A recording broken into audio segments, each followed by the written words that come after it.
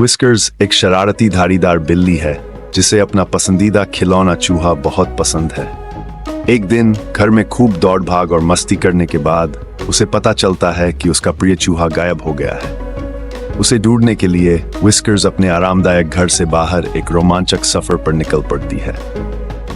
जैसे ही वह अपने पड़ोस में खोजबीन करती है, उसे कई जानवर मिलते हैं, जिनमें एक बुद्धिमान बूढ़ा उल्लू भी होता है जो उसे सलाह देता है, और एक शरारती गिलहरी होती है जो चमचमाती चीजों से उसका ध्यान भटकाने की कोशिश करती है। हर मुलाकात से विस्कर्स को दोस्ती और दृढ़ संकल्प के बारे में महत्वपूर्ण सीख मिलती है।